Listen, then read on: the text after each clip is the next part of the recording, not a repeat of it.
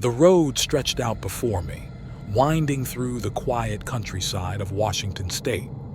It was late at night and the moon cast an eerie glow over the landscape. I felt a sense of unease as I drove down these lonely roads, surrounded by darkness. As I continued driving, strange things began to happen. Shadows seemed to move in the corners of my vision, and I heard whispers in the wind. I tried to brush it off as my imagination, but the feeling of being watched persisted. I turned on the radio, hoping for some distraction from the eerie silence of the night. But instead of music, all I heard was static. It crackled and popped, filling the car with a sense of unease.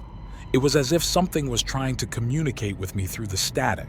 I glanced in the rearview mirror and saw a figure sitting in the back seat. My heart skipped a beat and I swerved the car in shock. But when I looked again, there was no one there. It was as if the figure had vanished into thin air. I tried to shake off the feeling of dread that washed over me. But then, the car started acting strangely. The engine sputtered and the headlights flickered. I felt a cold chill run down my spine as I realized that something was not right.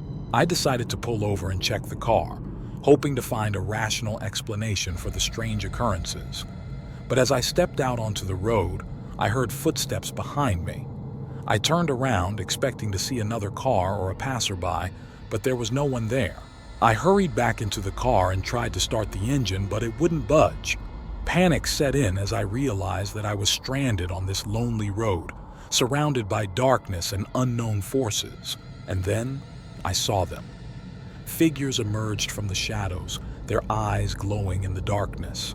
They surrounded the car, their ghostly forms flickering in and out of sight. I was paralyzed with fear, unable to move or scream. I closed my eyes and prayed for it to end. When I opened them again, the figures were gone, and the car started as if nothing had happened. I drove away as fast as I could, leaving behind the haunted rides on Washington's lonely roads, a tale I would never forget.